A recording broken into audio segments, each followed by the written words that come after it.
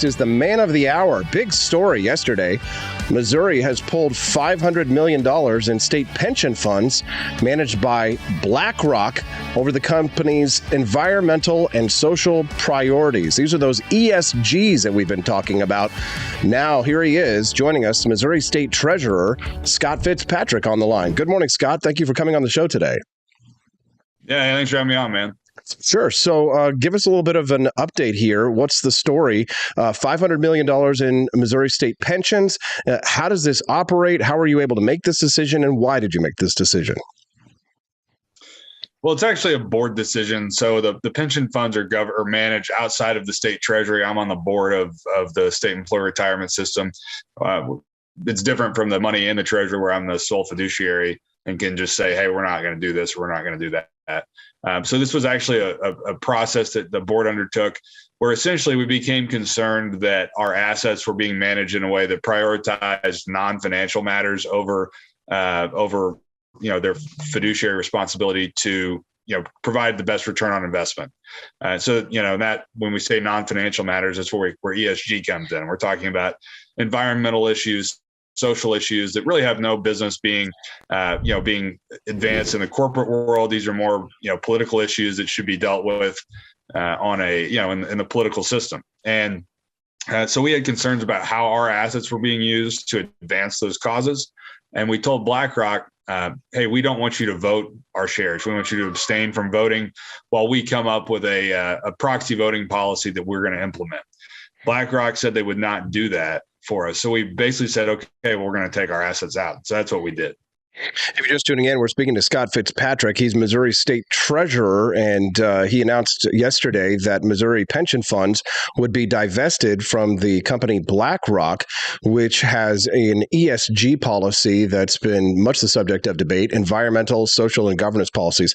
So just to kind of break this down, Scott, essentially what you're saying is that the concern was, and the reason that this was a legitimate pulling of funds from this company is because they were not focused on the financial goals of the pension holders. They were focused on all of these political goals, and that could put the funds at risk. Yeah, essentially what's happened is the political left has turned to corporate America to try to implement their agenda, and they can't get it done legislatively, so they're trying to use corporate America to advance their causes. And BlackRock is the largest manager of assets in the world. They have now that the big sell-off is kind of underway, it's down to about $8 trillion in assets under management, which is more than any other firm in the country or in the world. And they're using that muscle that they've amassed by virtue of managing and speaking on behalf of other people's money to basically try to advance these causes. And it's largely a response to the pressure that they've received from people on the political left to force climate mandates or emissions mandates on companies that really don't have much to do with the energy issue or anything like that. They've forced like DEI, diversity, equity, inclusion audits on companies. These are very expensive mandates that these companies are being forced to comply with because you have activist type investors managing this money like BlackRock who are pushing them into doing these things. And it's not good for shareholders. And that's the biggest problem with it. If you're just tuning in, you can see we're speaking to Scott Fitzpatrick. He's Missouri State Treasurer, talking about BlackRock and ESGs. So when they force these diversity, equity, and inclusion proposals on these companies, essentially what they're doing is asking for, or essentially intimidating companies that work with them into accepting the goals of the Democratic Party. Would that be a fair statement? Sure. I mean, the way it works is when a company or when an asset manager has the ability to vote on behalf of the people whose money they're managing, they can call up the CEO of that company and say, listen, if you don't do this, if you don't adopt these scope 3 emissions limits, then we're just going to vote for different directors to your board who are going to fire you. And so when you're a company like BlackRock that owns 10% of all the companies in the S&P 500, that's a big threat. I mean, look what Elon Musk was able to do with Twitter by just buying 9% of Twitter. The whole world was lit on fire, right? And the thing is, when you take BlackRock, Vanguard, and State Street, which are the largest three asset managers, When you take those three together, they own about 20% of every company in the S&P 500. And so that is a lot when they act it together. And then here's the other big thing is they own a bunch of each other, right? BlackRock, Vanguard, and State Street own each other's stock. Vanguard's privately held, but they all own each other. And so they're kind of pushing each other to act in the same way. And it's a really bizarre situation where, they're acting in concert, and that has a huge impact on the operations of these companies. And you're not alone. There are other Republican treasurers in other states that have decided to make this move with you. Is Missouri the first one, though, to actually go through with it, or have other states already accomplished this as well? Where are the other states in the process? So, the very first state to do anything was Texas, and it was a couple years ago, and they passed a law that basically said you can't, basically if you're boycotting energy or if you're boycotting oil, you can't do business with the state of Texas. And it's kind of an interesting situation because it's really not what they're doing. They're not boycotting, because the original kind of version of ESG was we're gonna not own these bad stocks, what they would call bad stocks, like an oil company or an Exxon. We're not going to own that company. Now, instead of that, they're saying, well, we're going to own them, but we're going to force them to change their behavior, right? And so BlackRock would say, we're not boycotting energy. We're making energy change the way that they're operating. We're going to make them divest of their oil and gas products, and they're going to do more renewable energy. So that's really what's going on there. And that's the big issue. If you're just tuning in, we're speaking to Missouri State Treasurer Scott Fitzpatrick. You can text the show at 573-319-1586. That's 573-319-1586. We're talking about the decision to divest Missouri State pension funds from BlackRock over their environmental, social, and governance policies. Now, Scott, one of the other complaints that many people have had about BlackRock is their business practices when it comes to purchasing housing in these states and their consolidation of their real estate portfolios that have made affordable housing out of reach for many Americans. Have you been tracking that issue as well, and did that factor in at all in this decision? No, it has not really factored into the decision. They're investing in housing or real estate. It was really primarily about their failure to prioritize fiduciary duty over non-pecuniary or non-financial matters. I think that is, there's been some newer reporting on large hedge funds or large asset managers or private equity funds buying up lots of single family homes. And it's part of what's driven the cost of real estate up so high is you've got all this capital looking for a home, and they've started to look at the single family home industry and started, buying those up. So it's kind of an interesting challenge or an interesting problem that's on the forefront here on the horizon. Scott, is there anything else about this issue that you think that our listeners should know before we let you go? Well, I think it's worth looking at. Obviously, state pension plans, state treasurers, and other large institutional managers have a big impact on this issue and where they decide to keep their money.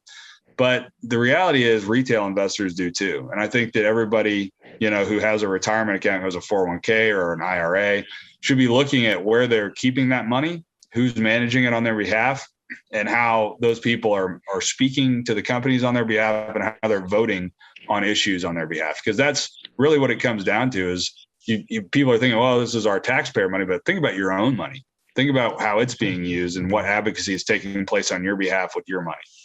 Yeah, well, I have to say, and I think on behalf of the listeners who are very limited government conservative and libertarian types who listen to my show, I just want to say thank you, Scott. We appreciate you standing up for the good people, the citizens of Missouri and the United States. We appreciate you fighting for conservative principles. Thank you very much for that.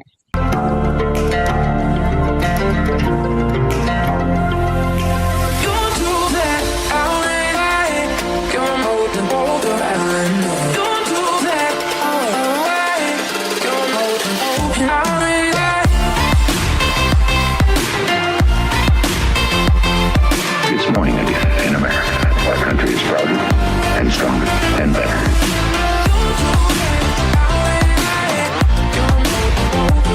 I like shooting things, but whenever I can't shoot something, I like to cut things. My life isn't all about shooting and stabbing and cutting, though. Sometimes I have to do actual work, but when I work, I still like to have fun. And there's nothing less fun than trying to cut with a crappy knife. Thankfully, from the ancient sect of Christian knights, who also loved cutting and stabbing, comes a new implement that has received my personal blessing, the Templar knife. Like the ancient sword of Excalibur, you don't choose a Templar knife, it chooses you. You just decide what kind you want on the website first, however, and then order it online, and then it chooses you. The Templar knife comes in a variety of shapes. As a man of culture and taste, I have decided I will never use a terrible knife again. And thanks to the inspiration provided by this excellent product, I have decided to launch a new crusade against anyone using less than superior knives. Join me, brothers and sisters, by visiting uppercuttactical.com/pages/Templar-knives. That's a lot of slashes. For that, you'll need a Templar knife. For 10% off, use code AP for Liberty and join me in a quest for glory, for liberty, for Christendom, for the Templar knife. Get yours today. Fire.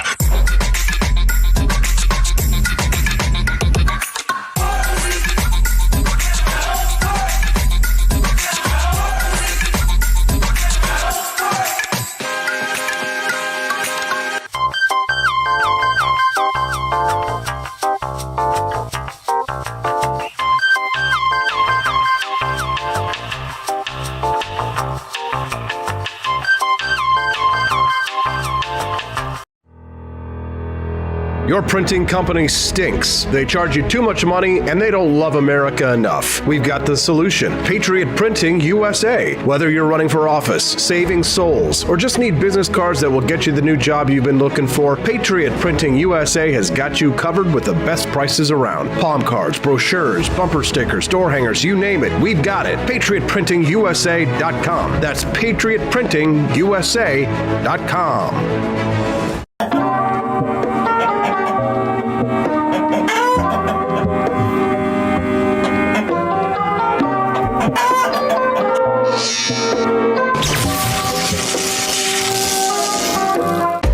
Want an engaging website to boost your business? You're just a click away from 5-star Fiverr talent. Hundreds of freelancer skills like web design. Head to Fiverr.com today and get something started.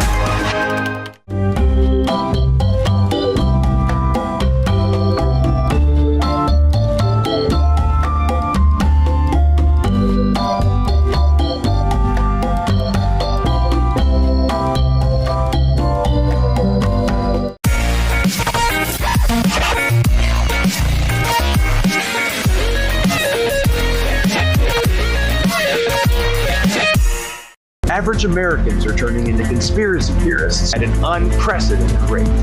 Flip City Magazine was created for new converts to aid in their in-depth research along the path of absolute truth. We offer the hardest-hitting news and opinion, delivered uncensored in print directly to your door. Display proudly on your coffee table, or hide discreetly under your mattress. Flip City is the magazine they don't want you to see, much less read. Subscribe to Flip City Magazine today at flipcitymag.com.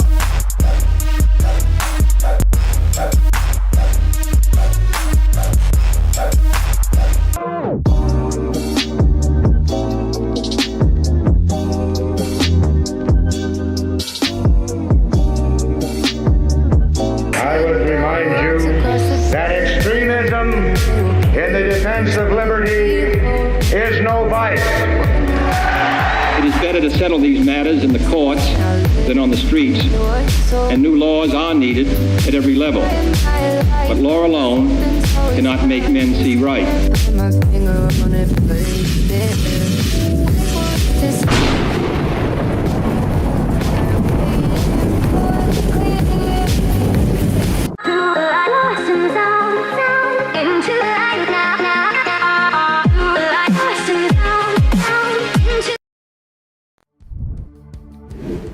Good morning, Rise and Freedom. I'm Austin Petersen, and you're watching and listening to the Wake Up America show at wakeupAmericaShow.com. Free speech versus defamation. What we say, can it be held against us? Well, if you're Alex Jones, apparently so. Democrats can say whatever they want. They can spread, Donald Trump stole the election from Hillary Clinton in 2016. If conservatives try and say it back, well, they need to be suppressed online. Let's talk about this nearly $1 billion judgment with my good friend, the judge. His name is Judge Andrew Napolitano. He is the host of the Judging Freedom podcast, which you can download on any of your favorite podcasting networks. And he is also the author of a weekly column, which you can read at judgenap.com. He's joining us right now, Judge Andrew Napolitano. Good morning, Judge. Thank you for joining us on the program. Good morning, Austin, my dear friend. Thanks for having me with you. I look forward to these Wednesday mornings. There was emptiness in my heart last week when you were away. Thank you, Judge. We're glad to have you here. The story of the day is nearly $1 billion will be extracted from Alex Jones if this verdict is upheld in the case of Sandy Hook parents who sued him for defamation. My father, contacted me about this last week and said that, he's no big Alex Jones fan, but something just doesn't sit well with him about this. And I sort of feel the same way, Judge. What are your thoughts on this case? You think that this will be upheld? I don't think it will be upheld, but it's going to have to go all the way to the Supreme Court of the United States, because without getting too into the weeds, the judicial system in the state of Connecticut has carved out an Alex Jones exception to the general protection, the First Amendment protection for the expression of opinions. So everybody knows what we're talking about. We're talking about a monumental tragedy and horrific crime where a crazy young man took a weapon that he found in his parents' home and slaughtered 20 children and 6 adults at the Sandy Hook Elementary School in Newtown, Connecticut. Alex Jones expressed the opinion that this was staged. But who believes the government anyway? Why should we believe them now? And he threw out some snippets of odd behavior by the people surrounding this to support the opinion.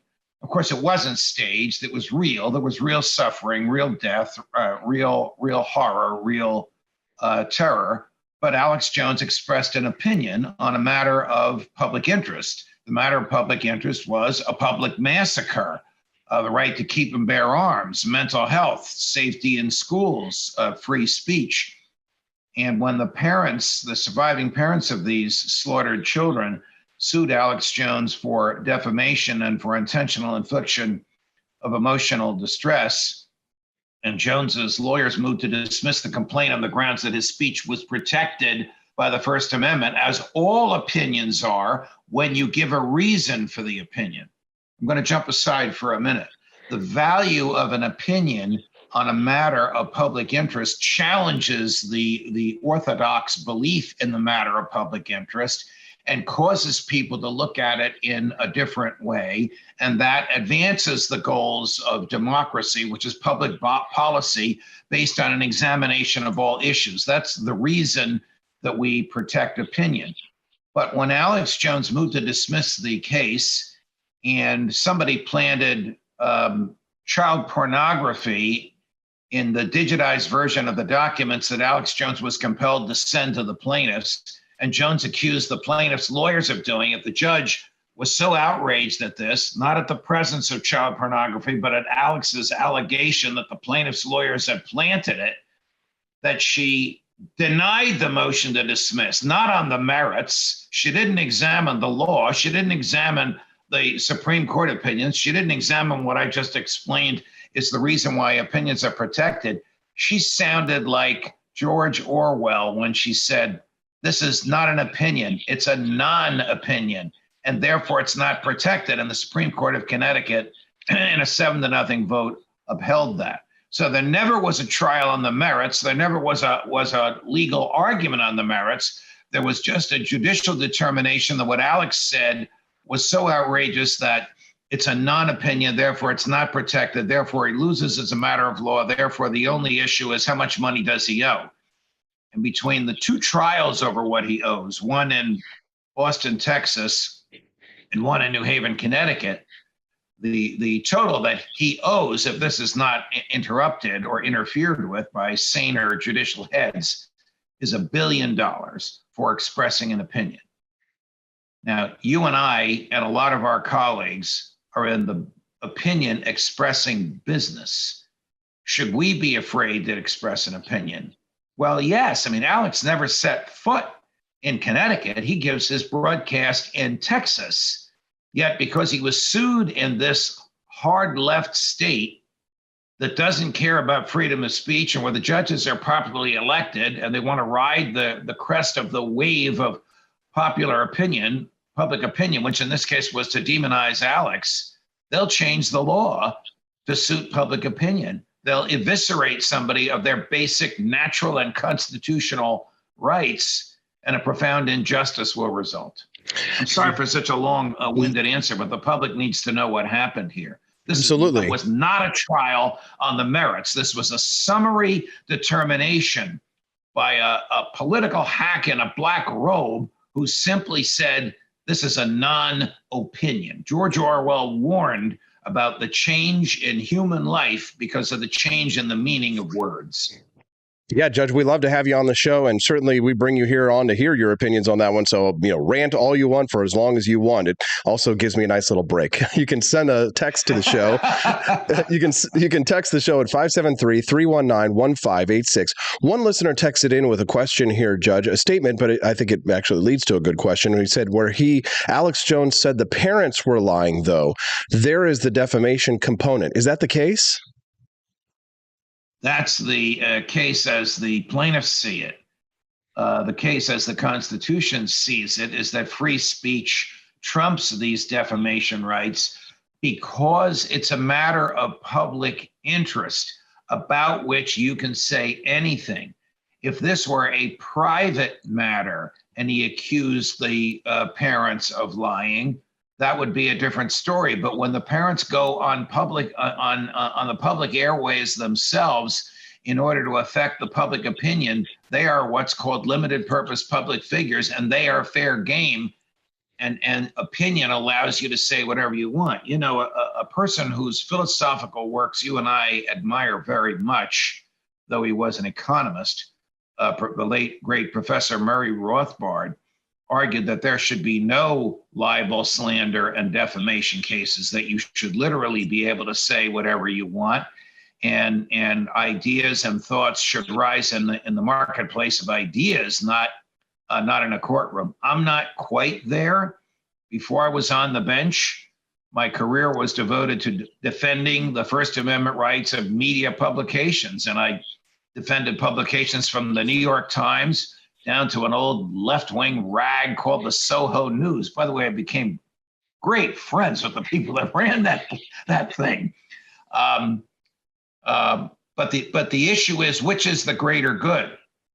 The salvation of a person's reputation, or the freedom to speak your mind on a matter of public interest? And in my view, the Supreme Court in Brandenburg, which is the leading Supreme Court case that the Connecticut courts rationalize themselves around, says the greater good is the right to speak your mind on a matter of public interest.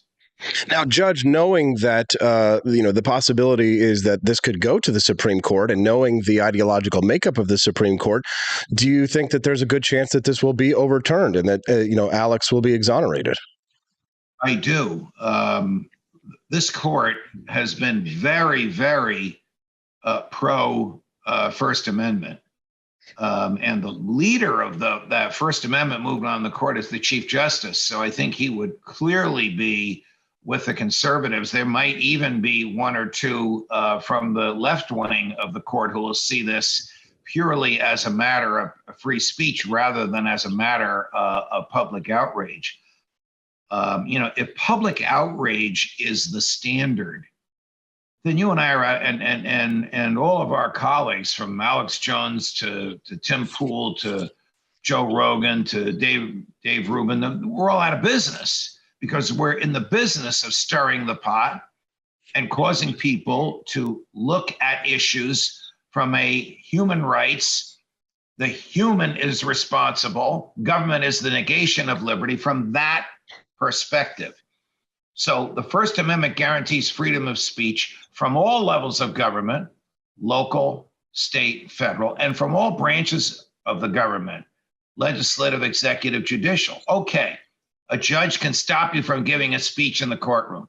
The police can stop you from using a sound truck in a residential neighborhood at 3 a.m. I get it. There's a time, place, and manner for speech. But on your own show, on a matter of public interest, you should be free to speak your mind. That's not me. That's Brandenburg versus Ohio, the seminal Supreme Court opinion on this.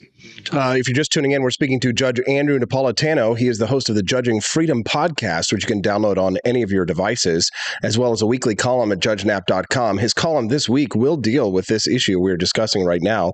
Now, Judge, I'm not sure if you're as familiar with Kanye West now being sued by the family of George Floyd for his comments.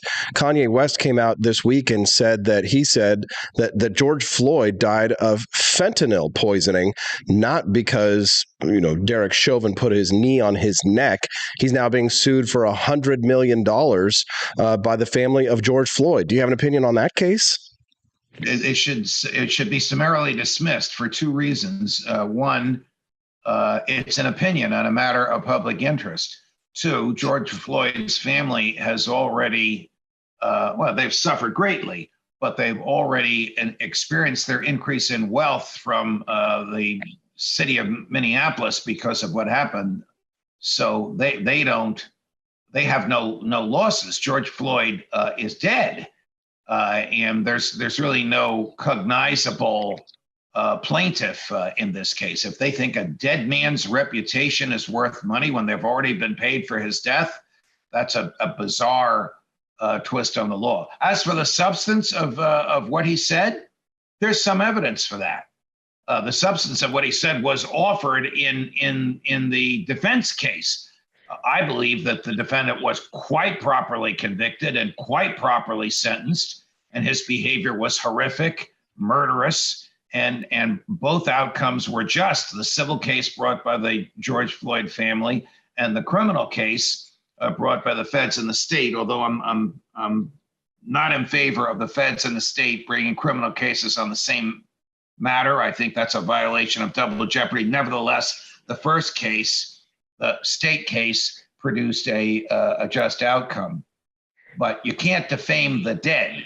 That's clear in American jurisprudence. Yes, and that if you could defame the dead, then everything we've said about FDR would get us in a lot of trouble. If you're just tuning into the show, we're just speaking to Judge Andrew Napolitano right now, and you can text us at 573-319-1586 if you have a question for the judge. Judge, I'd like to delve into big brain territory, to go back into like a philosophical discussion, specifically related to Alex Jones. I'm not sure if you heard some of the comments that he made recently. He went on a show with Steven Crowder, another conservative pundit, and they both came out very recently, very strongly against libertarians, people like you and me.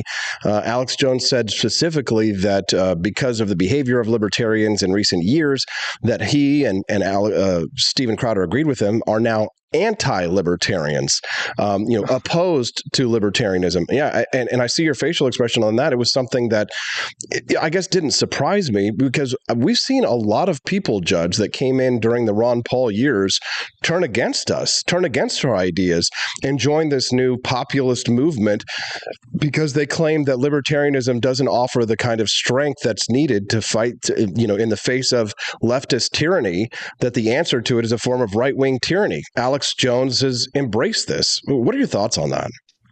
Well, I didn't know that he had done that, and I'm sorry to hear it. I think I know him pretty well, and his views are quite libertarian. He may disagree with the, if you'll forgive this phrase, mainstream libertarian movements in the country, the remnants of the Ron Paul movement, this crowd that wants to run Dave Smith for president of the United States. Nothing against Dave. I love the guy, but I think that's the people that he is the group that he's objecting to. But in turn, and I can't really get into his head on this. Alex sometimes changes his mind. He and I disagreed profoundly on whether Donald Trump was worthy to be president from the basis of his human character.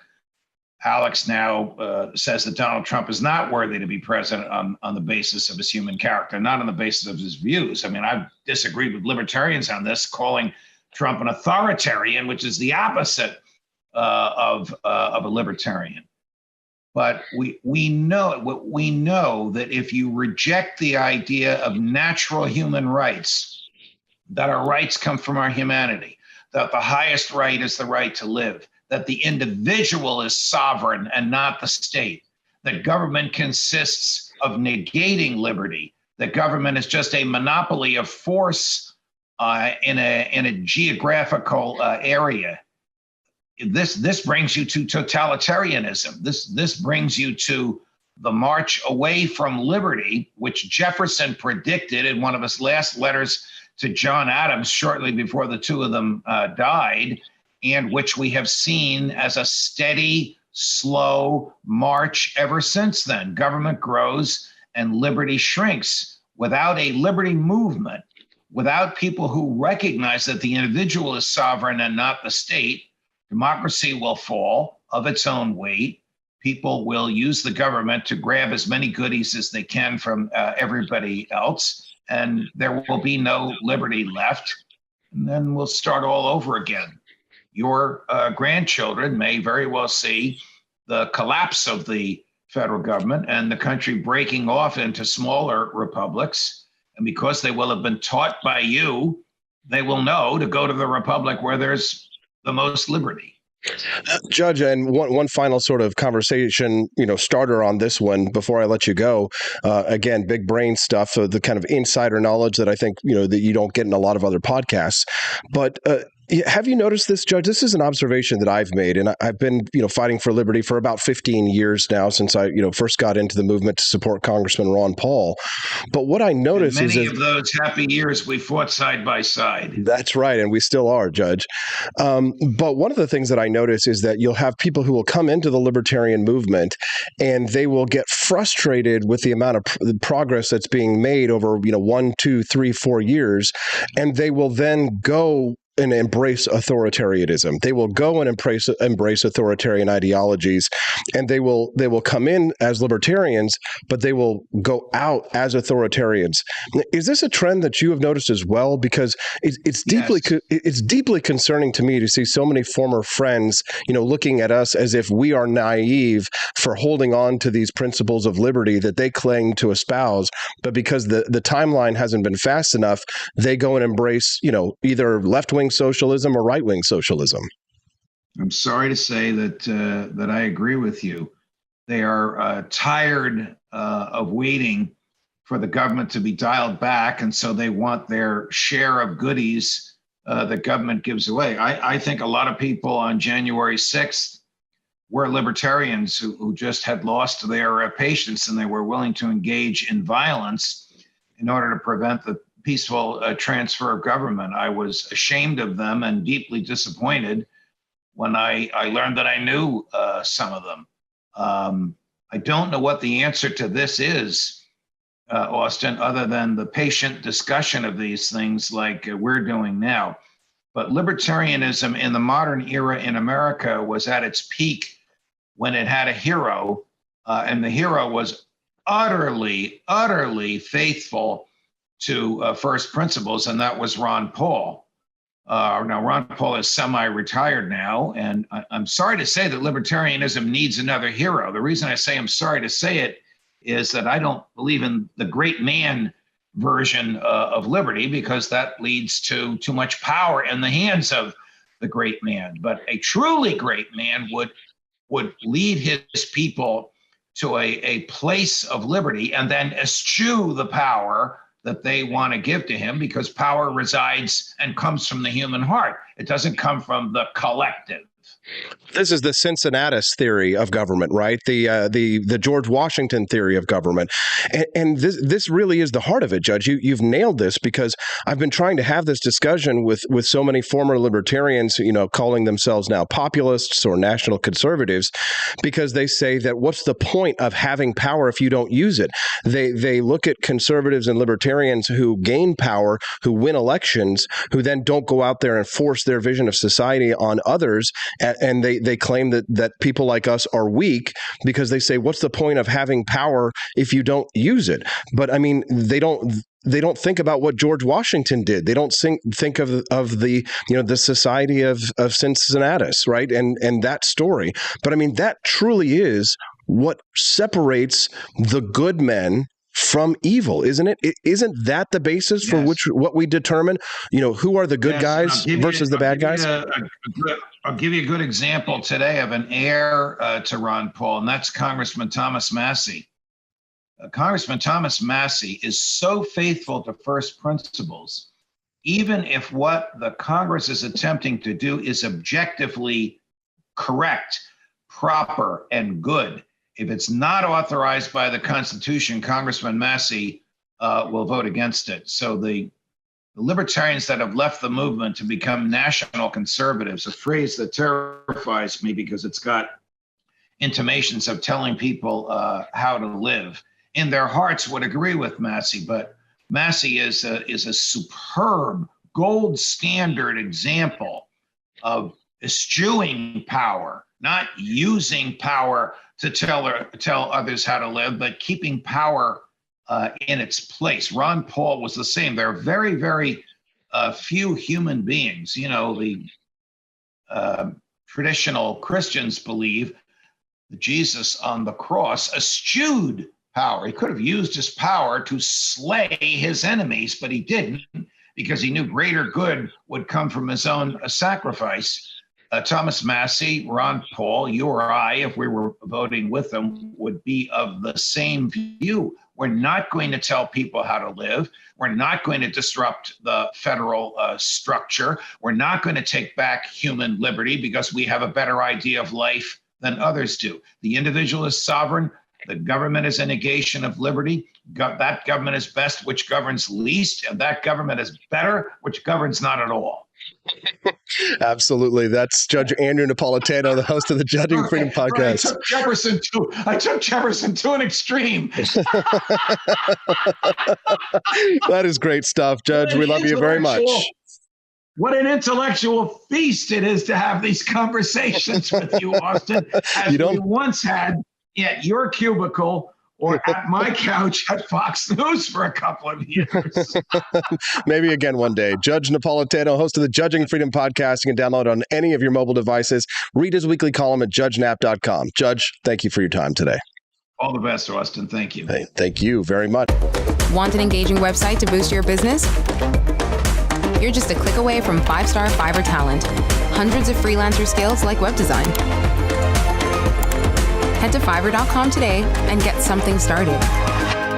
American conservatism is distinct, like America is distinct from the United Kingdom. American conservatism's roots comes out of the Wild West, out of pioneerism. The difference between American conservatives and European conservatives is that Americans are cowboys. We are that God, guns, gold, and girls. It's wild here. And we should stay that way. We shouldn't allow a European version of conservatism to come and infect us here. We like it wide open spaces here, deep in the heart of Texas and all that.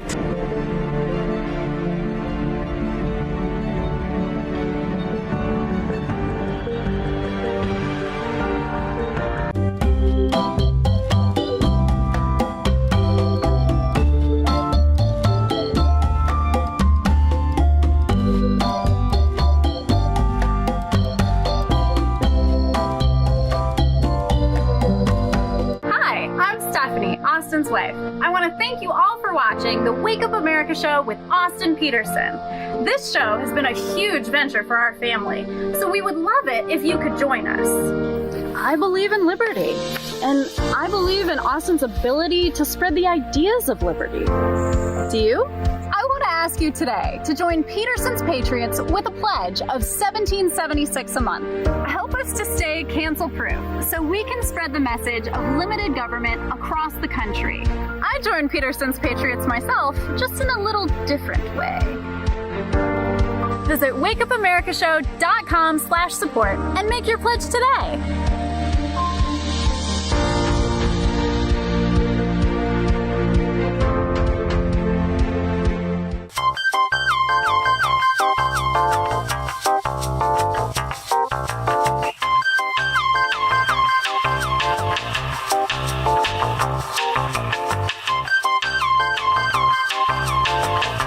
Average Americans are turning into conspiracy theorists at an unprecedented rate.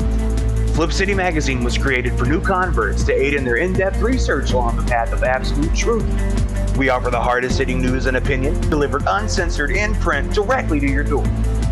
Display proudly on your coffee table or hide discreetly under your mattress. Flip City is the magazine they don't want you to see, much less read. Subscribe to Flip City Magazine today at flipcitymag.com.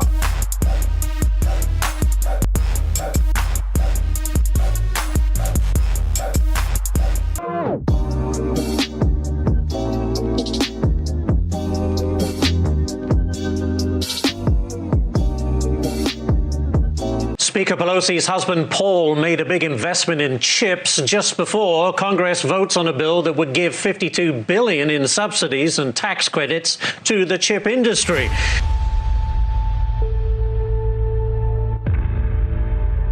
Over the course of your career, has your husband ever made a stock purchase or sale based on information he received from you? No.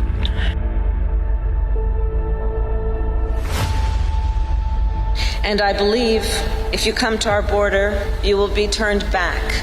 Do not come. Do not come. Have you ever received a royalty payment from a company that you later oversaw money going to that company? You know, I don't know as a fact, but I doubt it. Well, here's the thing is, why don't you let us know?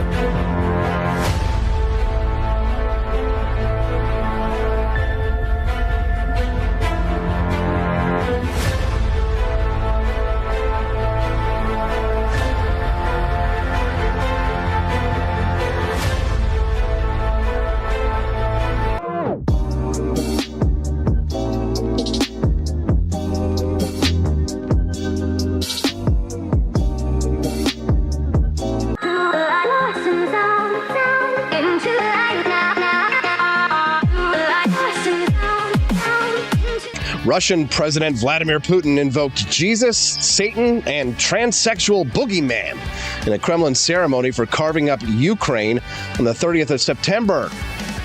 Satan, he's the problem. That's why he's doing what he's doing in Ukraine. And Matt Walsh is making similar news and trending the word satanic for calling Japanese cartoons satanic. He doesn't know why, but everything I don't like is satanic. Joining me now to discuss is my good friend Hannah Danielle Cox. Hannah is the founder and editor of Based Politics, co-founder of BasedPolitics.com. She's joining us on the show right now. Good morning, Hannah. Thank you so much for joining us on the show. Morning.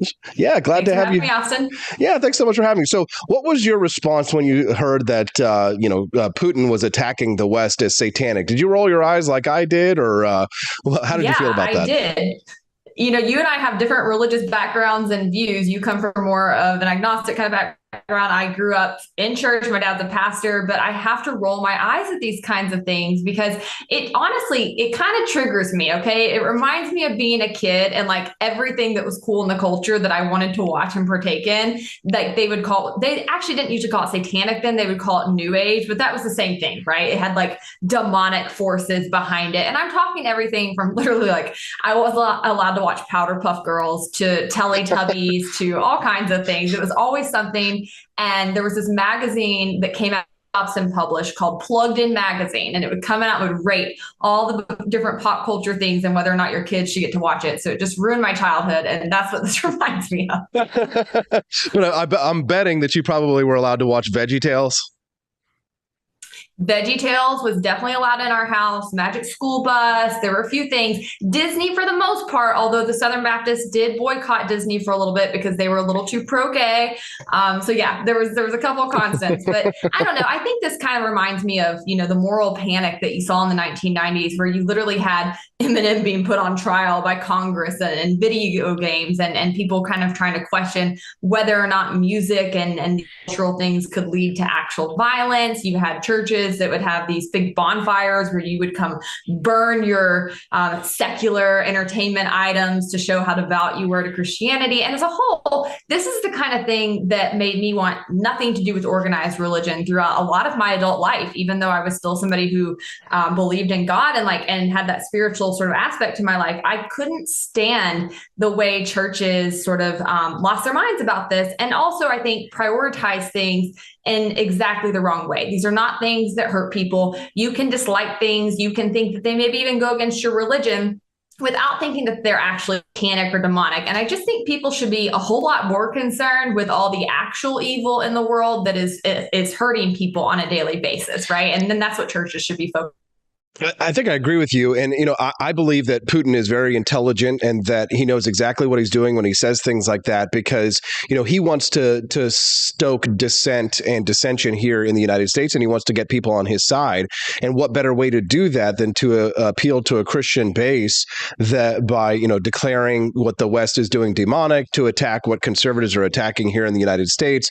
And by declaring the West to be satanic, it sort of confirms the biases of many American conservatives here who may be teetering on the edge of supporting Russia over Ukraine. I mean, whatever side of the conflict you come down on, it doesn't matter to me here. But I mean, I think that Putin is very good at manipulating people, and there's no better way to manipulate people, in my opinion, than through religion.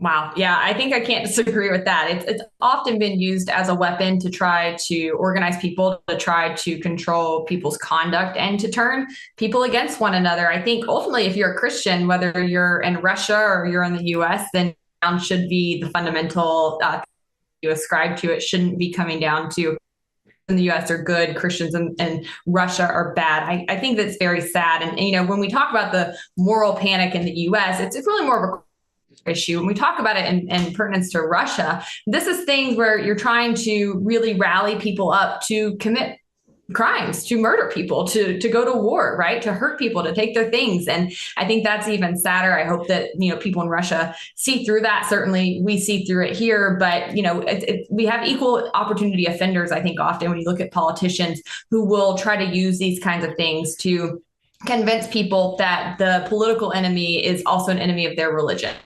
Motivate people, I think, to be a bit more passionate, and you start to really merge those lines of politics and religion. And I think that's always a really big issue in any country, and it's something we see happen here as well. Church and state is something that is often, the separation of church and state is often misunderstood, and I would say maybe isn't even as stringently enforced through our Constitution as I would have liked to have seen it at the founding. But I think it's a really important notion, because when you start to merge those things throughout history have been used to kill people, to hurt people, to commit genocide, right? Like many, many wars have been started around these sorts of religious elements. And so people need to be a bit more sober-minded, a bit more cautious and throwing out these kinds of terms, I think, and really make sure that you don't start to equate things like anime with actual satanic elements, right? Now, we're going to get to that. Yeah, we're going to get to that next, definitely. I hate to interrupt you, Hannah. I just want to make sure people know who we're talking to. If you're just tuning in, we're speaking to Hannah Cox. She is the co-founder and president of basedpolitics.com, based-politics.com,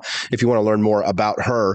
We're talking a little bit about the satanic panic and about Putin's accusation that the West is satanic, and we're going to get to Matt Walsh accusing anime of being satanic here in just a minute. But I want to make one point here very briefly, because I know probably the majority of my listeners and followers are Christians and are believers in God and Jesus and are believers in Satan. But I think it's important that for these people to hear a point of view that you can disagree with abortion and you can disagree with the mutilation of children for surgeries and for loading them up with what they call gender affirming hormones. You can disagree with all of these things for perfectly secular reasons. And that it's important for you to know that there are people who are in your camp who believe in the Constitution and who believe in limited government and who have perfectly secular reasons for doing so. And that it's important for you, I know that, you're concerned mostly about you not being alienated, but it's important for you to understand that you should not alienate the people who are on your side, who agree with you on all of the policy issues, but for perfectly secular reasons. Now, on the other side of this, with the Matt Walsh, calling anime satanic, Hannah, let's put the shoe on the other foot here and maybe say, is it possible that people like Matt Walsh and Christians are just trying to wind up people like you and me, just trying to get a response, just trying to troll people like you and me on this? I mean, when it comes to Matt Walsh, you can only assume that, right? Like, he's kind of a professional troll. So I think he cares mostly about getting clicks more so than he does actually having a serious conversation about Christianity. That's been pretty apparent to me for some time. But I think the problem is that you have a lot of people who follow people like that, who take them seriously, who take them at their word. And I think even if you dig beneath the surface, like, set Matt Walsh aside, what he's doing is common in Christianity, and it is common in our churches. And it is something I, again, have witnessed and seen and grown up with. And I think that it is a problem, most importantly to me, because if you're a Christian, the things that you should be predominantly concerned about are really out in the world, right? You need to be taking care of people. You need to be looking for ways to minister to people, to try to bring people together. When you're out there fighting the culture war first, not only are you more preoccupied with that and more preoccupied with like owning the different that you dislike, but you're also usually causing division and actually pushing people away from wanting to be involved with your way of thinking or your views, because it's so ridiculous. And again, that was something I experienced where I care a lot about the ways that we Christianity and society, and especially being an activist on things that really can hurt people in the political sector and trying to be involved in that way. But I was so turned off to being involved with church and really being around evangelicals, because I was like, if you're concerned with these things, right, you're more mad about Disney having a gay parade than you are that we lock people up for smoking marijuana and take away their lives and separate them from their children. Something's gone really, really wrong in your religion and also in your culture war, because these are not the things that are actually hurting people. And so I think that that's why it is so annoying to me. And it's not because I love anime. I've never even watched anime, but again, it's distracting. Right. And I think that, and again, it can lead to actual worse outcomes than just being distracting. I think it can lead to real hatred amongst groups. I think it can lead to real divisions, and religion at its best should be a unifier and a healer and something that actually brings people together and helps them. So Hannah, being a self-professed Christian, and a believer, do you believe in Satan? Oh God, yeah.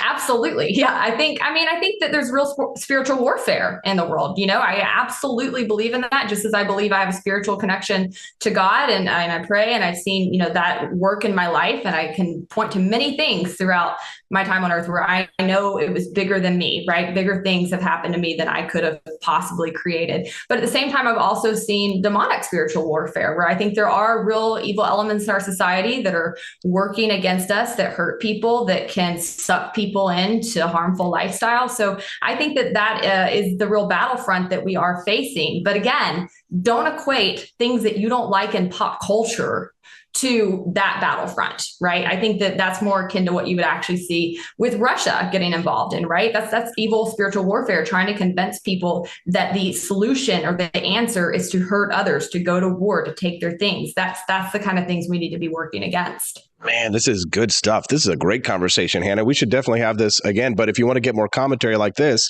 you can check her out at based-politics.com. Hannah, is there anything else that you think our listeners should know before I let you go? No, I would love for them to check out our work. Brad and I just took Based Politics full time. So we are hard at work over there, making lots of content, and appreciate you having us on and giving us the platform. Congratulations to you, Hannah. Good for you. Thanks, Austin. Thanks so much for joining us. That's Hannah Cox. I enlisted as a medic to be there to help my patients, and after an injury, I found myself as a patient. I experienced post-traumatic seizures. Depression is a big one that comes along with it, PTSD. So I pursued my PhD in neuroscience and regenerative medicine. The coalition has helped fund my academic pursuits. They genuinely care about helping the vet in whatever way that they can. Through supporting the coalition, you're supporting some of the veterans that have the biggest needs.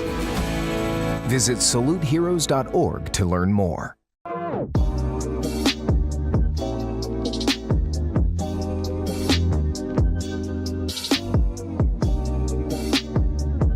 If there wasn't going to be somebody who was a fiery champion of liberty, somebody who would get out there and who would be aggressive, and if they wouldn't do it with more fire or passion than I had, then I would go and I would fight this battle for us.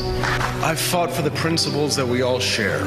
Parties tend to be secondary to me. We're here because we believe in the principles of liberty. I am not a perfect messenger, but I think I'm a damn good one. This is a replica of our first president's flintlock pistol. You have my full support, my respect, and my gun.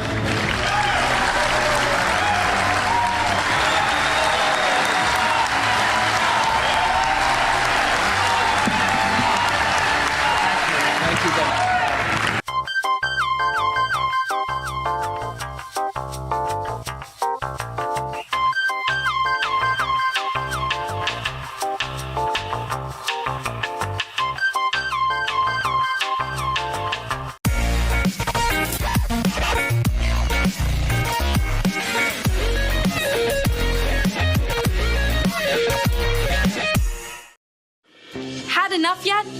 Do facts no longer matter? Are lies to be encouraged instead of punished? This is not our inheritance. If truth no longer matters, we will not remain free for long. This is our generation's challenge, to defend our founders' hope that we the people could self-govern if we defend our right to get the facts. And right now, we're building the only defense of free people have, the facts on every politician, every position they held, every statement they've made, every vote they've made, and any cash they've taken. It's the real history on those now pandering for your vote. There are hundreds of young people building our defense right now, and they need your help. We all have our passions, but as our ancestors knew, when events become so foul they threaten us all, we must stand and defend each other. Please, have our backs. Join us at votesmart.org.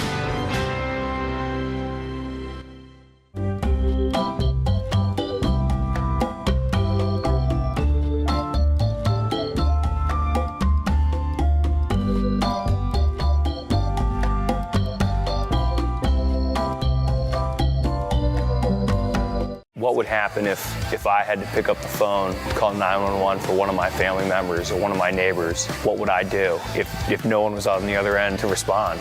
What if there was no 911?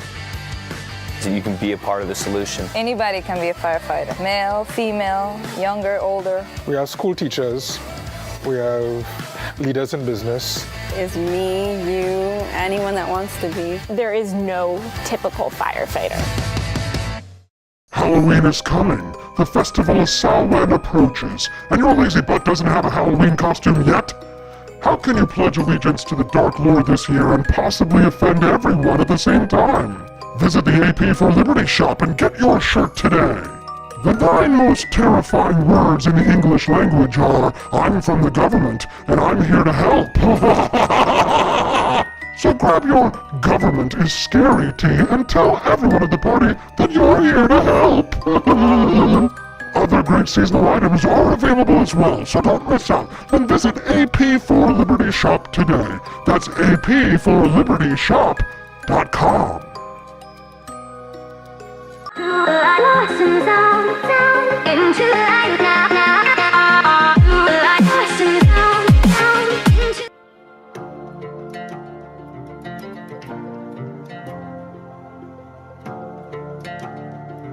During last Friday's afternoon news dump, it was announced that President Joe Biden's administration had extended the COVID-19 national emergency, despite the president's recent declaration that, quote, the pandemic is over. This national emergency was first declared by President Donald Trump in January 2020 and has been renewed every 90 days since.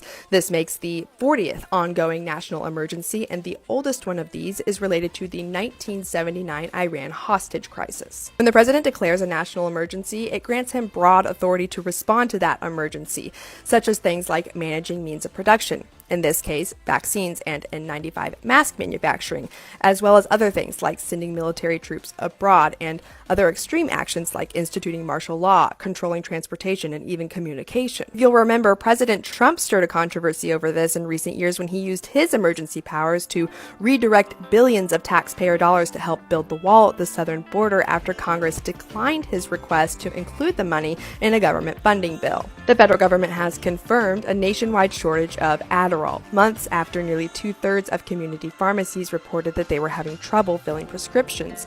And despite this shortage, the federal government also indicates that it will not raise the drug's production quota for next year. In case you didn't already know, Adderall is a federally controlled substance because of its potential for abuse, and patients in most states can only pick up 1 month's supply at a time, and generally can only do so a few days before their previous prescription runs out. In response to the current shortage, the Food and Drug Administration has recommended that patients speak with their providers about finding alternative methods for treatment. The Drug Enforcement Agency, more commonly referred to as the DEA, every year sets up a production quota for Adderall to establish the quantities made for medical, scientific, and industrial use. Prescriptions for Adderall last year were up 10.4% compared to 2020. Between then and now, in response to the COVID-19 pandemic, officials had relaxed federal rules that had required traditional in-person examinations before the prescription of addictive drugs like Adderall and Xanax. And in response to these rule changes, there was a boom in telehealth startup apps that were designed to streamline this relationship between remote providers and their patients. One of these popular telehealth apps, known as Cerebral Inc., is now under federal investigation for deceptive and unfair advertising and marketing practices after the Federal Trade Commission announced that it was stepping up enforcement against companies that, quote, trick or trap consumers into subscription services.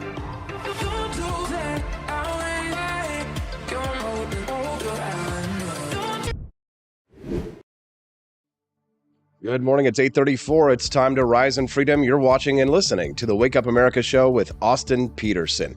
You can text the show today at 573-319-1586. We'd love to hear from you. Is crime getting better or worse? Well, the FBI changed the way it compiles data, and reporting law enforcement agencies have yet to catch up. Everybody thinks it's getting worse, but maybe it's getting better. We don't know. Can I get an expert on this story? Let's talk to the man who wrote those words, JD Tuccilli, who's joining us on the line right now from Reason Magazine. Good morning, JD. Thank you so much for coming on the program today. Thank you for having me on. I appreciate it. Yeah, so what's the premise here? The FBI changes the way it compiles data, but all the reporting that I'm seeing over the last 6 months or so is that crime is on the rise. But do we actually know that? Well, that's just the thing. I mean, we kind of know what's happening in our neighborhoods, right? You step out the door, used to be nice, it's not nice anymore. Okay, you got a good handle what's happening locally. But if you want to know what's going on in the country as a whole, either because you want to know what's happening to the country in which you live and that you love, or because you're thinking about moving, or you're worried about relatives and friends, or you're trying to assess the impact of policy, do you know what's going on in this country? And we actually don't. The world kind of broke back in 2020. I think we all know that. And crime really did jump in 2020. And I'm sure social scientists will be making careers out of figuring out what went on. But the thing is, historically, pandemics lead to social disruptions. They do. And there's no reason to think that COVID-19 is going to be different. And historically, when you break an economy, when you shut down businesses and you increase unemployment, that also spurs, crime jumps. And we saw that in 2020. So that's not a surprise right there. But in 2021, the FBI changed the way it accepts data from law enforcement agencies around the country. It went from the Uniform Crime Reporting System to the National Incident-Based Reporting System. Not that those names matter to anybody out there. What does matter is that it's made it harder for law enforcement agencies around the country to report what's going on in their communities. So we went from about 95% participation in terms of coverage of the population to about half the country. And it was a big change, too, because New York isn't included, Los Angeles isn't included, San Francisco is not included. A lot of big jurisdictions aren't included. So what's happening in those communities? Well, that when the FBI puts out data this year on crime stats and says, things are kind of steady state, we don't know that that's true. And it's not that the FBI is trying to be, trying to obfuscate what's going on. It's that a lot of jurisdictions haven't caught up with their new reporting system yet. And so we cannot really know, is crime getting a little bit worse? Is it finally improving after we broke the country in 2020? We can't extrapolate beyond what we can see in our own communities. And it really matters a lot if you're trying to assess what's going on in the country at large. If you're just tuning into the program, we're speaking to JD Tuccilli. He is a writer at Reason Magazine. We're talking about crime reporting statistics. So do you think it's going to be some time before we actually get this sorted out? Oh, absolutely. these jurisdictions are going to have to invest time and effort into switching over from the old way that was 100 years old to the new way of compiling data, much more detailed, much more broken out, a lot more crimes to to check the box on. They're going to have to move over to that, and frankly, it's not their priority. I mean, it's nice to give data to the FBI, but if you're trying to please people who actually live in your community, making the FBI happy is not your top priority. So in a couple of years, whenever, San Francisco, New York, and LA are going to get around getting their data switched over to the new system and reporting to the FBI. Between now and then, we're kind of going to have to go on instinct. And the problem is our instincts are sometimes really bad. Crime was really dropping for a long time, from the early 90s up until 2019. As late as 2019, the FBI was putting out press releases boasting that once again, both violent and property crimes had dropped, and they dropped a lot, half or more over those years. And then they jumped in 2020. We know that. But the thing is, during those decades, people thought that crime was going up. If you surveyed them, if you asked them, people actually thought crime was going up when it was half the level it had been when they were kids. And that's because we tend to look at news stories and say, oh, well, and by the way, we think that's one of the reasons. We don't really know why people catastrophize. People assumed, though, for decades that the crime was getting worse when it was not. So we need that hard information to be able to say, actually, what's really going on is this. In the meantime, we just look at people and say, we don't know what's going on. And that means that when we're trying to judge how do we do criminal justice reform in a way that works, do the cops need more money or less money? What should we be doing? Or on an individual level, where should I move so I can have a better life? We don't have a lot of data to go on. We're speaking to JD Tuccilli from Reason Magazine. He is a columnist over there, and his latest column this morning caught my eye. Just came out today. JD, you write, Americans oppose big government unless their party is in power. In other news, water is wet and fire is hot, right, JD? Absolutely. I mean, I guess anybody would look at this, and if you tap your inner cynic, taking no time at all to kind of predict this result. But the fact is, polling consistently shows, and this is the poll I pulled off is from Gallup, that Americans, majorities of Americans, want a smaller government that does less, and that has been consistent since 2005, and even before then, except for a couple of years after 9/11, when everyone was scared by terrorism. But the fact is that Republicans want it. Democrats kind of want it, and independents consistently want smaller government, except that it depends upon who controls the White House. Republicans stop wanting smaller government so much when they control the White House. Numbers plunge. Democrats really want limited government only when Republicans control the White House. Their numbers go up. Independents, we can thank you guys. You're all consistent. That's a good thing. But yeah, people really only want limited government for their opponents, and then they want to exercise power when they control the reins of government. That's not a principle. That just means you want to decap your enemies. We knew that. We saw you guys in action. But it's not a principle for governing society. It's not a principle for keeping things peaceful.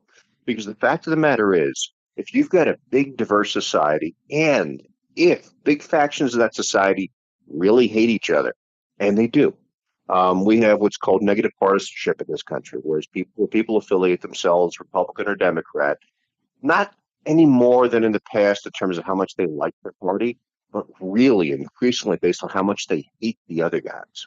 And it's true. I mean, poll after poll finds that Americans who identify as Republicans really hate Democrats, and vice versa. And it's not just that they think that they're bad. It's that they think that they're a threat to the American way of life, that they're evil, they're a danger to democracy. I mean, the strongest language you can throw into a survey, 70 or 80% of respondents will say, yes, they really are that bad, pointing past their opponent's finger at the other side. But if you have a big government, you cannot afford to pass over the tools of the state to the other side if you're going to maintain a powerful state, because it becomes a weapon against you. And the irony, of course, is if you had principled support of smaller government, people can kind of live under a smaller government because it's not dangerous enough to mess with you, even when you lose an election.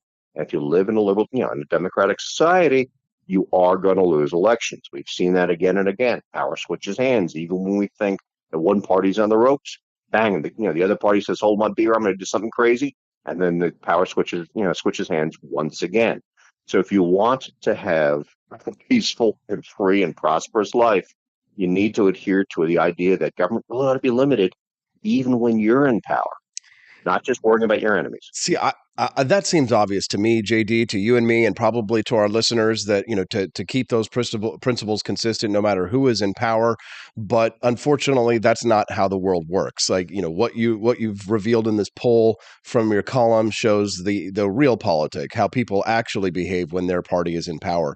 But here's the thing, and the reason why I bring you on this show so often, JD, is not only your column's terrific and you're a great speaker, but you always play it straight. So I wonder when I ask you this question, what your response is going to be.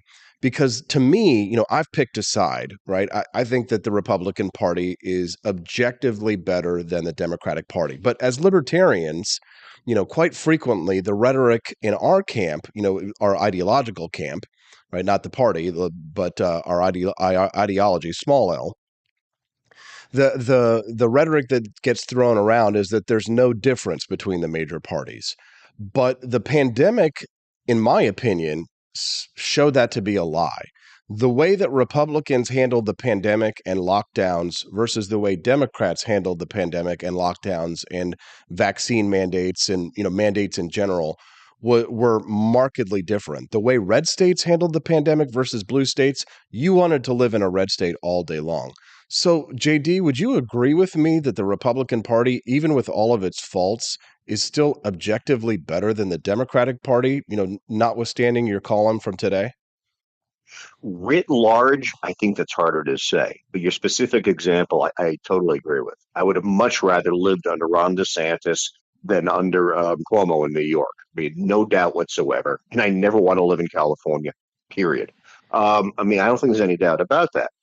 And locally in Arizona, I'm much happier under Doug Ducey as governor than I would have been, say in Colorado or in again California.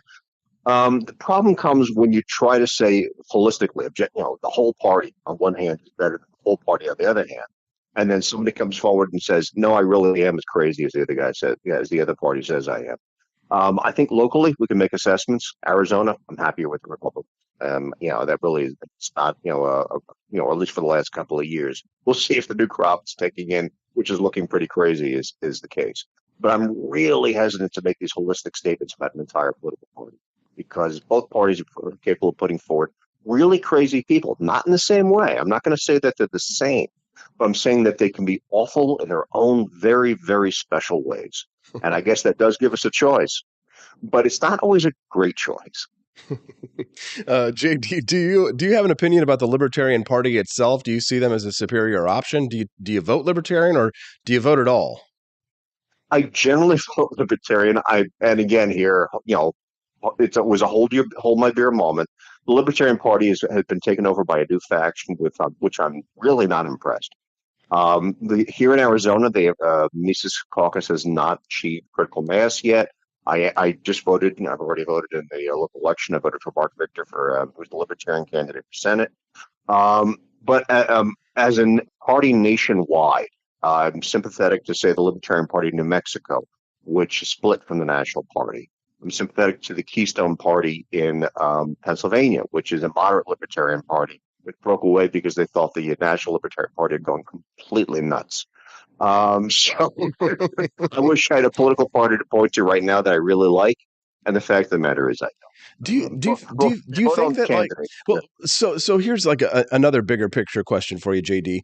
Do you think that we would be improved by more parties in this country? Because not just because I'm a Republican now, I'm not necessarily dyed in the wool, but I mean when you look at what Europe has, their parliamentary democracy, their multi-party parliamentary democracy, it doesn't seem to be much of an improvement. JD, wouldn't you agree? Yeah, in a lot of ways it isn't. Although I'll tell you, if you're looking for a party that's fairly consistent or represent you, you'll find it in a lot of European countries. There are libertarians in Parliament in Belgium. There are libertarians in Parliament in the Netherlands. There are libertarians in Parliament, in Slovakia.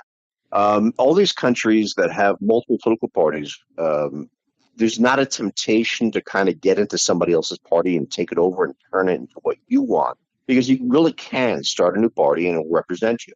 So you end up with representation in parliament. The question is then, of course, is does that impact the overall political situation? And I guess then what we're really asking about is probably less the political system than the political culture. Do I love the political culture of Italy? No. I don't. But I have probably have a better chance of being represented in Italy's parliament than I do in the U.S. Congress. So you kind of pick your poison and maybe the cuisine that you like. Good points. JD Tuccilli, he's a writer at Reason Magazine. He's got a real level head on his shoulders, and we're grateful for your time. JD, thanks for coming on the show today. I appreciate you having me. You take care. Thank you very much. What do you think of JD Tuccilli? Want an engaging website to boost your business? You're just a click away from 5-star Fiverr talent. Hundreds of freelancer skills like web design. Head to Fiverr.com today and get something started. American conservatism is distinct, like America is distinct from the United Kingdom. American conservatism's roots comes out of the Wild West, out of pioneerism. The difference between American conservatives and European conservatives is that Americans are cowboys. We are that God, guns, gold, and girls. It's wild here. And we should stay that way. We shouldn't allow a European version of conservatism to come and infect us here. We like it wide open spaces here, deep in the heart of Texas and all that.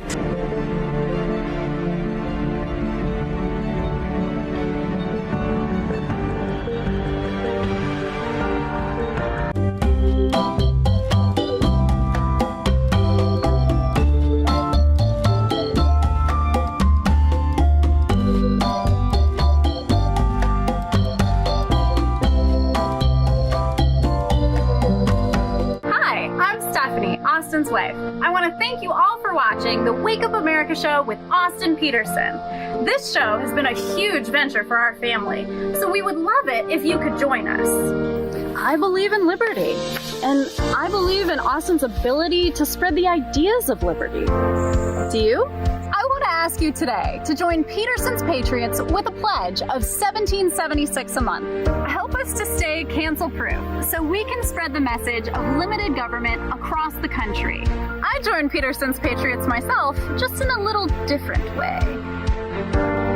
Visit wakeupAmericaShow.com/support and make your pledge today.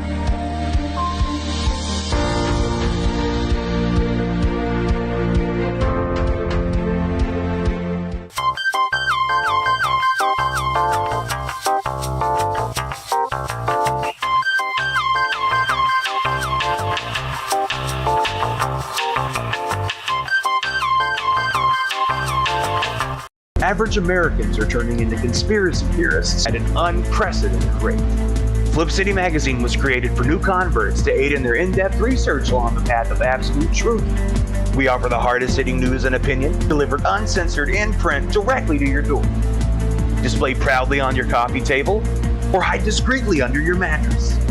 Flip City is the magazine they don't want you to see, much less read.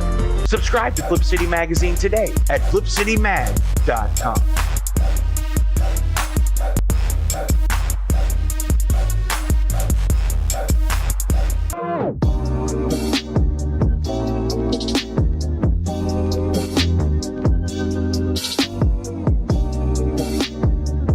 Speaker Pelosi's husband, Paul, made a big investment in chips just before Congress votes on a bill that would give $52 billion in subsidies and tax credits to the chip industry.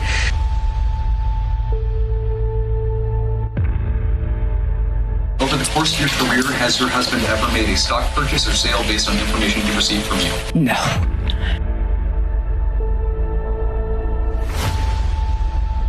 And I believe if you come to our border, you will be turned back. Do not come. Do not come. Have you ever received a royalty payment from a company that you later oversaw money going to that company? I don't know as a fact, but I doubt it. Well, here's the thing is, why don't you let us know?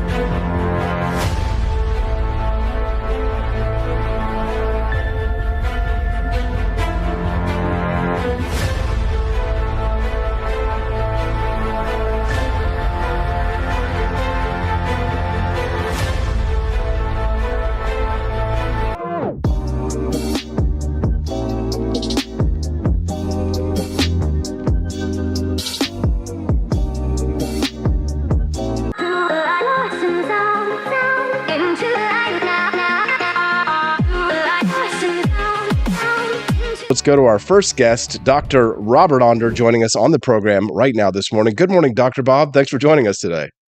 Good morning. Thank you for having me. Glad to have you here, Dr. Bob. Certainly, those of you who are familiar with my history, people who know me from the last few years, know that we had a great series of interviews where we talked on the radio during the pandemic. And you are a medical doctor. Your title, I think, specifically is respiratory therapist. Is that what you'd say? You're a doctor No, of. I'm an allergy and asthma specialist, so I take care of a lot of asthma, COPD, a board certified immunologist. So I can speak to these issues of respiratory illness and vaccines, I think, pretty well. Good to know. And I'm glad you said that, because I know that whenever we talk about the V word, especially on social media, which is, where we're broadcasting this, the censors love to crack down on any opinion that doesn't conform to what Dr. Fauci said today, even if he changes his mind tomorrow, because he is the science. Just so you know, Dr. Bob Onder is the science. So if you're a social media censor, Dr. Onder is literally the science. Dr. Bob, I guess I brought you on here to talk about the big story, which is that there's a push now to add the COVID vaccine to the schedule for school children. What's your take?